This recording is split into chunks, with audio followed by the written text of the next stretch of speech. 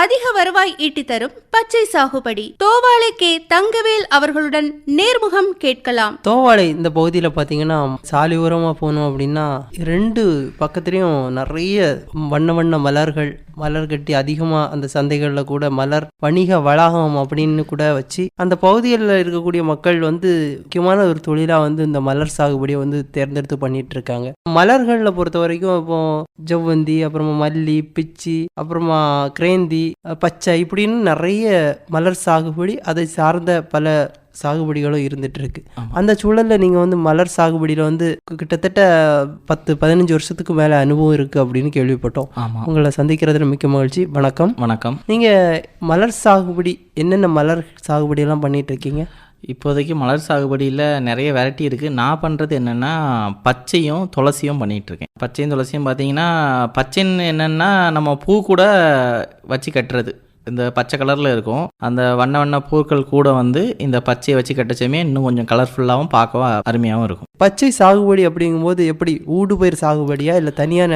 2 விதமாக பண்ணலாம். என்ன சொல்லலாம், ஊடு பயிராகவும் பண்ணலாம், இல்லாட்டா அதுக்கு மட்டுமே தனியாக கூட பண்ணலாம். இந்த வயல்வெளியில் பார்த்தீங்கன்னா இந்த மாதிரி தனியாக பண்ணிக்கலாம், இல்லை தென்னை மரத்துக்கு இடையில ஊடு பயிராக கூட பண்ணிக்கலாம். சரி, பச்சை சொன்னீங்களா, பச்சையில் ரகங்கள் உண்டா? வேற ரகங்கள்? பச்சைன்னு பார்த்தீங்கன்னா நான் எனக்கு தெரிஞ்சு ஒரே ரகம் தான். ஆனால் நான் ரொம்ப நாளுக்கு முன்னாடி கேள்விப்பட்டது, நேரில் பார்த்தது, வெளியூர்லேருந்து வர வைக்கிறாங்க. நம்ம பச்சையோட பார்த்தீங்கன்னா பெரிய அளவில் நறுமணம் இருக்காது. இப்போ நான் லாஸ்ட்டாக பார்க்கையில் ஒரு என்ன சொல்கிறாங்க, வெளியூர், எந்த ஊர்னு எனக்கு கரெக்டாக ஞாபகம் இல்லை, பெரிய நறுமணம் வர உள்ள பச்சையெல்லாம் வருது. வளத்திலையும் பார்த்தீங்கன்னா பெரிய அளவு அதிகமாக ஹைட் வளருது. அது போக இல்லாமல் நறுமணம் அதிகமாக இருக்குது. ஆனால் நறுமணம் இருக்காது, அப்படி தானே? நான் பச்சையில் நறுமணம் இருக்கும், அது பெரிய அளவில் இருக்காது சொல்ல வரேன். ஆனால் நான் இப்போ வர வெரைட்டி, அதாவது என்ன சொல்லுவாங்க, கைவரைட் அந்த மாதிரி சொல்கிறீங்களா, அந்த மாதிரி இருக்குச்சுமே நறுமணம் அதிகமாக இருக்கதான் நான் பார்த்தேன். பார்க்கச்சும் தான் எனக்கே ஆச்சரியமாக இருந்தது. பச்சைன்னு பார்த்தீங்கன்னா பெரிய அளவில் யாருக்கும் தெரியாது, கன்னியாகுமரி டிஸ்ட்ரிக்ட்காரங்களுக்கு மட்டும்தான் தெரிஞ்சுட்டுருக்கோம். நான் இது வரைக்கும் நம்பிட்டு இருந்தேன். ஆனால் அதையும் தாண்டி வேறு இடங்கள்லையும் இருக்குது அந்த பச்சைன்னு பார்த்தீங்கன்னா. சரி, சாகுபடி பண்ணுறதுக்கு முன்னாடி இப்போ அந்த நிலத்தை எப்படி?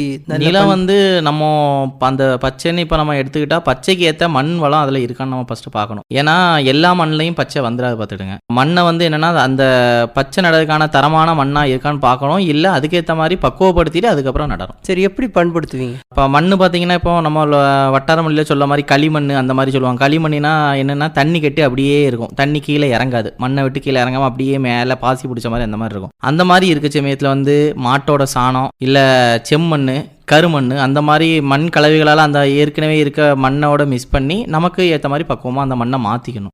ஃபர்ஸ்ட் அந்த மண்ணை நல்லபடியாக மாற்றினதுக்கு அப்புறம் தான் அந்த பயிர்கள் வைக்கச்சுமே வரும். அந்த மண்ணை மாத்தாடா பொருள் வராதான்னு கேட்டால் இல்லை, வரும். அதை என்னென்னா ரொம்ப நம்ம எதிர்பார்த்த அளவுக்கு வராது.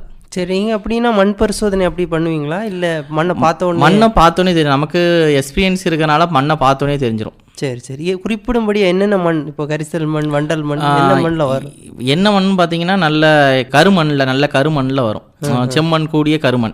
மணல்லையும் வராது. மணல் தனி மணலில் வருமா கேட்டால் மணலில் வராது. சில தோட்டங்களெல்லாம் பார்த்தீங்கன்னா மணல் காடாக இருக்கும். அந்த மண்ணை பக்குவப்படுத்தணும். நம்ம பச்சைக்கு ஏற்ற மாதிரி பக்குவப்படுத்தும் போது என்னன்னா கருமண், மாட்டோட சாணம், அதுக்கப்புறம் அந்த கோழியோட வேஸ்டேஜ் இருக்குல்ல, அந்த கோழி உரம், இதெல்லாம் போடச்சுமே கொஞ்சம் நல்லா இருக்கும். அந்த மண் நல்லா வரும். நமக்கு ஏற்ற மாதிரி பக்குவப்படுத்திடும். என்னென்னா விளைச்சல் அதிகமாக பார்க்கலாம், நெருக்கமாக நல்ல அதிகமான இதை பண்ணலாம். சரி, இப்போ பச்சை சாகுபடி பண்ணும்போது குறிப்பிடும்படியா, இப்போ நீங்கள் சொல்கிற மாதிரி பச்சையில் நிறைய அனுபவம் இருக்குது உங்களுக்கு அப்படின்னு சொன்னீங்க. இருந்தாலும் கூட இப்போ பச்சை எப்படி விதை நடவா? பச்சைன்னு பார்த்தீங்கன்னா நாற்றுன்னு சொல்லுவாங்க. நாற்றுன்னா ஒரு இடத்துல இருந்து பிடுங்கி மற்ற இடத்துல நடது தான். அது எப்படின்னு பார்த்தீங்கன்னா, நம்ம ஒரு இடத்துல முன்னாடி இருந்துருக்கோம்ல, நம்ம அதுலேருந்து எடுத்து நம்ம கொஞ்சம் நெருக்கி நடாமல் கொஞ்சம் கேப் விட்டு அது கேப் விட்டு எதுக்கான்னு பார்த்தீங்கன்னா, இந்த இடையில களையெல்லாம் வளரும். அதை நம்ம முதல்ல நம்ம என்ன பண்ணதுன்னா, ஆள் விட்டு பறைக்கும் போது நமக்கு அது கொஞ்சம் டைம் அதிகமாக தேவைப்படும். அதனால என்ன பண்ணுவாங்கன்னா, சின்ன மண்வெட்டியை வச்சு அதுக்கு இடையில வெட்டி விடுவாங்க. களையை கொஞ்சம் பச்சை அதிகமாக அடர்த்தி கொடுக்க நம்ம கையை வச்சு பறைக்கலாம். அதுக்கு முன்னாடி ஸ்டார்டிங்கில் என்ன பண்ணணும்னா, கொஞ்சம் இடைவெளி விட்டு பச்சையை நட்டுக்கிட்டு அதில் தேவையில்லாத களைகளை எல்லாம் பிடுங்கி எடுத்துக்கிட்டு, அதுக்கப்புறம் ஒரு நட்டை எப்படி பார்த்தீங்கன்னா நடதுக்கு முன்னாடி மண்ணெல்லாம் நல்லா இதாக வச்சுக்கிட்டு, அதுக்கப்புறம் தண்ணி அடைச்சி பச்சையை நாற்று நட்டுக்கிட்டு, பச்சை நாற்று நட்டால் 3ஆம் நாள் ஒரு தண்ணி அடைக்கணும். அப்போ தான் என்னென்னா பச்சை நம்ம ஒரு இடத்துலேருந்து இன்னொரு இடத்துல வச்சுமே வாடி போய் இருக்கும். ஒரு 3ஆம் நாள் தண்ணி அடிக்கச்சுமே அதுக்கு ஒரு புத்துணர்ச்சியாக பச்சை ஒரு லைட்டாக வரும். அதுக்கப்புறம் கொஞ்சம் நல்லா ட்ரை ஆனதுக்கப்புறம் மறுபடியும் ஒரு இது, அப்புறம் ஒரு உரம் போட்டு இதாக இருக்கும். இப்போ அந்த இடையில பரண்டி விட சமயத்தில் என்ன ஆகும்னா, அந்த சிறு களைகள், தேவையில்லாத களைகள் எல்லாம் தவிர்க்கலாம். பச்சை சாகுபடி இப்போ நட்டதுலேருந்து அறுவடை வரைக்கும் எத்தனை நாள் ஆகும்? கரெக்டாக நீங்கள் நட்டதுலேருந்து 1 மாத காலத்தில் அதை அறுவடை பண்ணலாம்.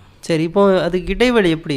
சும்மா இடைவெளி என்னன்னா நம்ம வந்து கரெக்டாக மெஷர்மெண்ட் அளவு வச்சுலாம் இது பண்ணது கிடையாது. நம்ம ஒரு கை வச்சு நடக்கணும், ஒரு ஜானு அந்த மாதிரி கேப்பில் விட்டு நட சமயத்தில் தெரியணும். அது நடவங்களுக்கே தெரிஞ்சிடும். நம்ம நடவங்களுக்கு நம்ம இதுலேயே எக்ஸ்பீரியன்ஸ்னால ஓரளவு நம்ம கண் ஏதோ சொல்லுவாங்கல்ல, கை அளக்காதா கண் அளக்க அந்த மாதிரி சொல்லுவாங்கல்ல, அந்த மாதிரி இதில் நம்ம நட்டுட்டு போயிட்டே இருக்கலாம். சரி, எவ்வளோ இடத்துல சாகுபடி பண்ணிட்டு இருக்கீங்க? சாகுபடி பார்த்தீங்கன்னா 3 ஏக்கருக்கு மேலே பண்ணிட்டு இருக்கோம். சரி, முழுவதுமே பச்சை தான்? பச்சை இருக்குது, துளசியும் போட்டிருக்கோம். சரி, இப்போ பச்சை சாகுபடி பண்ணும்போது இப்போ நட்டுட்டீங்க, அது மட்டும் இல்லாமல் வேற உரங்கள் வேற ஏதாவது போடுவோம்? உரங்கள்னு பார்த்தீங்கன்னா என்ன பண்ணுவாங்கன்னா, பச்சை நட்ட பிறகு ஒரு உரம் போடுவாங்க. ஓகேங்க, பாட்டம் பஸ்ஸு அந்த மாதிரி, டிஎன்பி அந்த மாதிரி. ஏன்னா இப்போல்லாம் பச்சை முன்னாடி மாதிரி கிடையாது. இப்போல்லாம் பச்சை வேகமாக வளர்றதுக்கான என்னென்ன கெமிக்கல் உரங்கள் நிறைய வந்துருச்சு. அது பிற்காலத்தில் மண்ணோட பாதிப்பாக இருக்கும், அது பிரச்சனை இல்லை. இப்போ என்னென்னா தற்சமயத்தில் உள்ள இதுதான் நல்லதுதான் பார்த்துட்டு இருக்காங்க. முன்னாடி என்ன பண்ணாங்கன்னா இயற்கை உரங்களை சார்ந்திருந்தாங்க விவசாயிகள், இப்போ செயற்கை உரங்களை தாண்டிருக்காங்க. ஏன்னா எல்லாருமே ஒரு இடத்துல செயற்கை உரங்களை தாண்டி இருக்கும்போது நம்ம ஒரு ஆள் மட்டும் இயற்கை உரங்களை போனால் சொல்லுது அதுக்கான ரிசல்ட் ரொம்ப பெரிய அளவில் கிடைக்காது. அதனால எல்லாரும் எப்படி போகிறாங்களோ நம்மளும் செயற்கை உலகத்திலே போயிட்டோம். நம்ம என்னன்னா இடைக்கு என்ன பண்ணோம்னா, அந்த பச்சையெல்லாம் அறுவடை பண்ணதுக்கப்புறம் சாணி உரம் இருக்குதுல்ல, நல்லா ட்ரை பண்ணி காஞ்சதுக்கு அப்புறம் எடுத்து போட்டு தண்ணி எடுப்பாங்க. அப்போ அதோடய இதை வச்சுமே மண்ணோட மிஸ் ஆச்சுமே இன்னும் கொஞ்சம் வளமாக வளரும். அதோடய அந்த பச்சை மட்டும் வளராம நம்ம ஊடு பயிராக தான் நட்டுருக்கோம். அந்த தென்னை மரமும் வேகமாக அதில் விளைச்சலும் நிறைய இருக்கும். சரி, பாசனம் எல்லாம் என்ன பாசனம்? தண்ணி ஆற்று தண்ணியை சார்ந்து இருப்போம். ஆற்று தண்ணி இல்லாத பட்சத்தில் போர் இருக்கு, போர் வச்சிருப்போம், இல்லை கிணறு நம்பி. இந்த 3 ஆப்ஷன் வச்சிருக்கோம். எது ஒன்று இல்லாட்டா ஒன்று வச்சு பயன்படுத்திட்டு இருப்போம். ஆற்றுல தண்ணி வர சமயம் சாணலை நம்பி இருப்போம். அது முடியாத மோட்டர் வெள்ளம், இல்லாத கிணறு. மலர் சாகுபடியில் குறிப்பாக பச்சை சாகுபடி பண்ணிட்டு இருக்கீங்க. இதில் வந்து ஏதாவது நோய் பாதிப்பு அந்த இலையில என்னென்ன நோய் தாக்குது? நோய் தாக்குன்னு பார்த்தீங்கன்னா இந்த வெள்ளைப்பூச்சி ஒன்று வரும். வெள்ளைப்பூச்சி வரும் என்ன ஆகும்னா, அந்த இலை அவ்வளோத்தையுமே சாப்பிட்ரும். அந்த இலையெல்லாம் சாப்பிடச்சுமே என்னன்னா பச்சை நிறத்தில் இருக்க அந்த செடி என்ன ஆகுதுன்னா ரொம்ப ஒரு மாதிரி வெள்ளை கலரில் அதுக்கான வாய்ப்பு இருக்குது. அதுக்கப்புறம் என்ன பண்ணணும்னா மஞ்சள் நிறத்தில் கீழாகும். அடிபாகத்தில் பார்த்தீங்கன்னா மஞ்சள் கரிசல் அந்த மாதிரிலாம் நிறைய வரும். அதை தவிர்க்க பண்ண மாட்டு தான் நம்ம செயற்கையான மருந்துகளை அடித்து அந்த நோயிலிருந்து தப்பிக்கிறதுக்கான முயற்சியில் எடுத்துகிட்டு இருக்கோம். அறுவடைக்கு தயாராகிருச்சு அப்படிங்கிறது எவ்வளோ உயரம் வளரும்? நம்ம பார்த்தீங்கன்னா ஒரு கை அளவு வச்சு நமக்கு பார்த்தாலே தெரியும். பச்சை ஓரளவு நட்டதுலேருந்து ஓரளவு ஹைட்டு வந்தோடனே நம்ம அறுவடை தயாராகிடலாம். அது முடித்தோடனே உரம் போட்டு தண்ணி 2 உரம் 2 தண்ணி 3 தண்ணி அடைக்கும் போது அதுக்கான அடுத்தது அறுவடைக்கு அது தயாராகிடும். சரி, அது ஒரு தடவை இப்போ அறுவடைக்கு வந்துட்டுன்னு வச்சுக்கிட்டீங்க, எவ்வளோ நாள் அதை வெட்டி பயன்படுத்திக்கலாம்? ஒரு தடவை நட்டிங்கன்னா நடவு மூலமாக நம்ம வந்து ஒரு 5-6 வருஷம் பயன்படுத்திக்கலாம். 5 வருஷம் ஒரே இதை பயன்படுத்திக்கலாம். அது வளர வளர தொடர்ச்சியாக 5 வருஷம் வச்சுக்கலாம். பரவாயில்ல. ஏன்னா அதோட இது என்னன்னு பார்த்தீங்கன்னா அறுக்க தான் நெருங்கிட்டே இருக்கும். நட்டதுலேருந்து அறுக்க இடையில வேர் போட்டு அடர்த்தி ஆகிட்டே இருக்கும். சரி, அறுவடையில் எப்படி கை வச்சு முறிச்சு? இல்லை வெட்டி இது அருவான்னு சொல்லுவாங்கல்ல, நம்ம வட்டார மொழியில் பண்ண அருவான்னு சொல்லுவோம். அந்த அருவாளர்களை யூஸ் பண்ணி எடுக்கிறோம். விற்பனை வாய்ப்பு, சந்தை வாய்ப்பு எல்லாம் எப்படி இருக்கு? விற்பனை வாய்ப்பு பார்த்தீங்கன்னா நமக்கு தோவாலையில் ஊரில் இருக்கனால நம்ம மார்க்கெட் இருக்குது, அங்கே வந்து போட்டுருவோம். இதில் என்ன ஒரு ப்ளஸ் மைனஸ் என்ன இருக்குன்னு பார்த்தீங்கன்னா, நம்ம ஒரு இடைத்தரகரை நம்பி தான் இருக்கோம். நம்ம வந்து நேரடியாக விற்பனைக்கு போகும் என்ன ஆகுனா நமக்கு அதிகப்படியான டைமுகள் வந்து நேரமாகும். அவங்க வந்து இடைத்தரகர் என்ன பண்ணுவாங்கன்னா, அவங்கன்னா இது பச்சைனா பச்சை மட்டும் இல்லாமல் கலர் பொருட்கள் நிறைய வச்சிருப்பாங்க. கேந்தி வாடாமல்லி எல்லாம் வைக்க சமயம் ஒரு ஆளோட தேவை வந்து நிறைய இருக்குது. அப்போ பச்சை மட்டும் நம்ம வைக்க சமயத்தில் பச்சையை மட்டும் நம்பி வர மாட்டாங்க. நம்ம அதிகமாக தேவையை அதில் இருந்து டைமை ஸ்பெண்ட் பண்ணால் நமக்கான விலை வந்து இன்னும் அதிகமாக. இப்போ பார்த்தீங்கன்னா நார்மலாக நமக்கு கிடைக்கிது வந்து 6 ரூபா கிடைக்குது. ஒரு கட்டுன்னு சொல்லுவாங்க. கட்டுன்னு பார்த்தீங்கன்னா நம்ம கைக்கு பிடிக்க ஒரு பொடி வந்து கட்டுன்னு சொல்லுவாங்க. அது வந்து 6 ரூபாய்க்கு நம்ம பூசு சந்தையில் வந்து விற்பனை ஆகிட்டு இருக்கு. இதே இது நம்ம விற்க சமயத்தில் 10 ரூபாயும் சீசன் டைமில் 15 ரூபா 20 ரூபா வரைக்கும் விற்பனை ஆகுது. அதாவது நீங்கள் பச்சை நடவு பண்ணியிருக்கீங்கள்ட்ட அங்கேயே வந்து வாங்கிடுவாங்களா? இல்லை நம்ம ஒரு சந்தைக்கு தான் போய் ஆகணும். இல்லை தெரிஞ்சவங்க என்ன பண்ணுவாங்கன்னா, இந்த மாதிரி எனக்கு நேரடியாக வேணும் அப்படின்னு விருப்பப்படுற நேரத்தில் நம்ம நேரடியாக கொடுத்து விடுவோம். நம்ம மார்க்கெட்டில் கொடுக்கறத விலையை விட 1 ரூபா 2 ரூபா அதிகமாக வச்சு கொடுக்குறது. சரி, மற்றபடி சீசன் டைமில் எல்லாம் விலை வாய்ப்பு?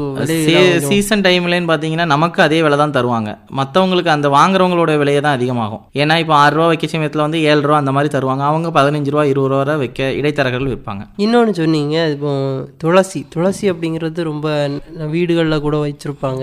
நல்லது, உடல் நறுமணத்தை சுவாசிச்சா கூட உடல் ஆரோக்கியத்தை மேம்படுத்தும். கோயில்களில் கூட வளர்த்துட்டு இருப்பாங்க. பார்த்தீங்கன்னா இதுவும் நம்ம வித்து கிடையாது. வித்துல நம்ம நடவு வேலை தான். நடவும் இதே மாதிரி கொஞ்சம் இடைவெளி விட்டு நட்டுக்கிடுவோம். அதில் வர ஊடு கலைகளை எல்லாத்தையும் பிடுங்கிறதுக்கு வசதியாக அந்த மாதிரி நட்டுக்கிடுவோம். இது பார்த்தீங்கன்னா இதுவும் கட்டுன்னு சொல்லுவாங்க. இது வந்து கிலோவில் கொடுப்பாங்க. பச்சையை பார்த்தீங்கன்னா கட்டில் கொடுப்போம். இது பார்த்தீங்கன்னா கிலோ கணக்கில் கொடுப்பாங்க. சரி, துளசி அப்படிங்கும்போது துளசி எப்படி? நாற்று தான். நாற்றும் பச்சை நடத மாதிரி நட்டுக்கிட்டு அதை வந்து பண்ண அருவாளால் தான் அறுக்கணும். அறுத்துக்கிட்டு கிலோ கணக்கில் ஒரு கிலோவுக்கு இவ்வளோ ரேட்டு 20 ரூபா. நமக்கு அந்த என்ன சொல்கிறது, அந்த பண்டிகைகள்லாம் அதிகமாக இருக்க சமயத்தில் விலை அதிகமாக இருக்கும். அது துளசியினோட இது என்னன்னு பார்த்தீங்கன்னா, துளசி வந்து பறிச்சிட்டே இருப்பாங்க, பறிச்சு கொஞ்சம் பெருசாக வளர விடுவாங்க. அந்த துளசி மாறுன்னு சொல்லுவாங்க அதுக்கு பேர். அந்த துளசி மாறை எதுக்குன்னா, கோயில் திருவிழாவில் இந்த பூ படப்பு அந்த மாதிரிலாம் போடுவாங்க. போட சமயத்தில் அந்த மாறை தான் அதில் போடுவாங்க, போட்டு அதுக்கு மேலே தான் பூ போடுவாங்க. அது வந்து பல இதில் பயன்பட்டு இருக்கு துளசி மாறு. அதாவது நீங்கள் என்ன சொல்கிறீங்கன்னா, இப்போ பண்டிகை காலங்கள், சுப முகூர்த்த தினங்கள், இந்த மாதிரி முக்கியமான நாட்களில் கூட நமக்கு வந்து நல்ல விற்பனை ஆகுது.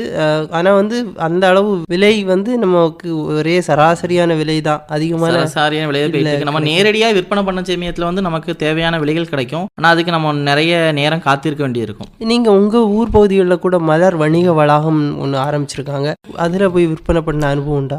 விற்பனை பண்ணியிருக்கோம். விற்பனை என்னென்னா, இந்த சீசன் டைமில் நிறைய தேவைகள் இருக்குது, அதோட தேவைகள் அதிகமாக இருக்குது, அந்த டைமில் வந்து நம்ம இது பண்ணியிருக்கோம். நேரடியாக விற்கிற சமயம் நம்ம இடைத்தரகர் மூலம் இல்லாமல் நேரடியாக விற்பனை செய்ய சமயம் வருமானம் இன்னும் கொஞ்சம் அதிகமாக வரும். வாய்ப்புகள் இருக்குது, நமக்கு அதுக்கு போதிய டைம் இருந்தால் கண்டிப்பாக அதை பண்ணலாம். சரி சரி. அதாவது மலர் வணிக வளாகம் வந்ததுனால உங்களுக்கு என்ன மாதிரி நன்மைகளாக நீங்கள் உணர்றீங்க? நம்ம வந்து என்ன, அடுத்த ஊரை சார்ந்து இருக்கான எல்லாமே நம்ம ஊர்லேயே இருக்கிறதுனால நம்மளே போய் நேரடியாக கூட விற்றுக்கலாம். இப்போ வேறு ஏதாவது இடத்துல போய் நம்ம டேரெக்டாக உட்காந்தா அந்த ஊருக்காரங்க எதாவது சொல்லுவாங்க. இது அப்படி இல்லை, நம்ம ஊர்னால நம்மளே போய் நேரடியாக கூட விற்பனை பண்ணிக்கலாம். இப்போ நிறைய பேர் பார்த்தீங்கன்னா மலர் சாகுபடியாளர்கள்லாம் கேட்டுட்டு இருப்பாங்க. அவங்களுக்கு உங்களுடைய நீங்கள் பச்சை சாகுபடி பண்ணிட்டு இருக்கீங்க, துளசி சாகுபடி பண்ணுறீங்க, இதன் அனுபவத்தின் வாயிலாக ஏதாவது குறிப்பிடும்படி அதை சொல்லலான்னு நினைக்கிறீங்களா? கண்டிப்பாக இது ஒரு லாபகரமான தொழில் தான். கரெக்டான முறையில் போகும்போது இது நல்ல லாபகர தொழிலாக இருக்கும். சிலவங்க என்ன வாங்கன்னா, போனோடனே விவசாயம் பண்ணானே பெரிய ஆள் ஆயிடலாம் அப்படிங்க நினச்ச முடியாது. என்றைக்குமே மண்ணில் போட்ட உழைப்பு வந்து என்றைக்குமே வீணாகாது. அது மண்ணோட தரம் அப்படி, நம்ம மண் நமக்கு தந்தது அப்படி. அதனால் நம்ம மண்ணில் போட்ட உழைப்பு வீணாகாது. ஆனால் அது கரெக்டான முறையில் நம்ம அனுமூலம் பண்ணால் கரெக்டாக இருக்கும். நம்ம போட்டோன்னே எல்லாமே எடுத்துடலாம் அப்படின்னு நினச்சி போனால் அதுக்கான நடைமுறைகள் எதுவுமே இல்லை. அது இல்லாமல் நம்ம வெயில் நேரத்தில் தண்ணிக்கு தட்டுப்பாடு வரைச்சுமே அதுக்கேற்ற மாதிரி மாற்று பயிர்களை பண்ணும்போது நமக்கு தேவையான வருமானங்கள் அதில் ஈட்டதுக்கான வாய்ப்புகள் அதிகமாக இருக்குது. சரி, இது வரைக்கும் அதாவது மலர் சாகுபடி, குறிப்பாக வந்து பச்சை துளசி, இதெல்லாம் சாகுபடி பண்ணிட்டு இருக்கிறீங்க, ரொம்ப வருடமாக பண்ணிட்டு இருக்கீங்க. ஊடுபயிரா, அதாவது தென்னைக்கு வந்து ஊடுபயிரா. ஆமாம், ஊடுபயிராக பண்ணிட்டு இருக்கோம். அதில் வந்து என்ன பெனிஃபிட், இன்னொரு பெனிஃபிட் என்னென்னா, நமக்கு கீழே இருக்க பயிரை அதிகமான உரங்கள் அதெல்லாம் போடச்சுமே நாங்கள் வந்து பண்ணுற வந்து ஊடுபயிரை அதிகமாக பண்ணுற வந்து தென்னை மரத்துக்கு கீழே தான் பண்ணிட்டு இருக்கோம். அதனால என்ன ஆகுதுன்னா, தென்னை மரத்துக்கும் அதிகமான விளைச்சல் அதிகமாக வர்றதுக்கான வாய்ப்புகள் நிறைய இருக்குது. அந்த மாதிரி வந்துட்டும் இருக்குது. இது வரைக்கும் மலர் சாகுபடி, குறிப்பாக வந்து பச்சை, அப்புறமா துளசி, அதெல்லாம் சாகுபடி பண்ணிட்டு இருக்கிறீங்க. அது இல்லாமல் கூடவே தென்னைக்கு உள்ள வந்து ஊடுபயிராக வந்து சாகுபடி பண்ணிட்டு இருக்கிறதுனால தென்னைக்கும் பலன் கிடைக்குது. இதில் போடக்கூடிய உரங்கள், தண்ணி பாய்க்கும் போது அதன் மூலம் தேங்காயும் நல்ல தரமானதாக காய்க்குது. அதன் மூலமும் ஒரு வருமானம் ஈட்டிட்டு இருக்கீங்க. அது மட்டும் இல்லாமல் பச்சை எப்படியெல்லாம் விற்பனை பண்ணுறீங்க, என்ன மாதிரியான சிரமங்களை சந்திக்கிறீங்க, அது மட்டும் இல்லாமல் சாகுபடி பண்ணுறது, கால்வாய் பாசனம், அதன் மூலம் வந்து ரொம்ப வருடமாக பண்ணிட்டு இருக்கீங்க. பக்கத்தில் மலர் வணிக வளாகம் கூட இருக்குது. ஒருவேளை கொஞ்சம் முன்ன பின்ன நேரம் கிடைச்சா அங்கே போய் கூட விற்பனை பண்ணுறதுக்கான வாய்ப்புகள் நம்ம ஊர்களில் இருக்குது. அப்படிங்கிற மாதிரியும் மலர் சாகுபடியை வந்து சிறப்பாக சரியான முறையில் நேர்த்தியாக செய்தா வெற்றி தான், லாபகரமான தொழில் தான் அப்படிங்கிற மாதிரி உங்கள் அனுபவங்களை நம்முடைய குமரி பண்பலை நேயர்களுக்காக அருமையாகவும் அழகாகவும் தெளிவாகவும் பகிர்ந்துகிட்டமைக்கு ரொம்ப நன்றி. நன்றி. எனக்கு இந்த வாய்ப்பினை வழங்கிய குமரி பண்பலைக்கு மிக்க நன்றியை தெரிவித்துக் கொள்கிறேன். நன்றி. இதுவரை அதிக வருவாய் ஈட்டி தரும் பச்சை சாகுபடி தோவாளே கே. தங்கவேல் அவர்களுடன் நேர்முகம் கேட்டீர்கள். உடன் உரையாடியவர் எஸ். சிவகுமார்.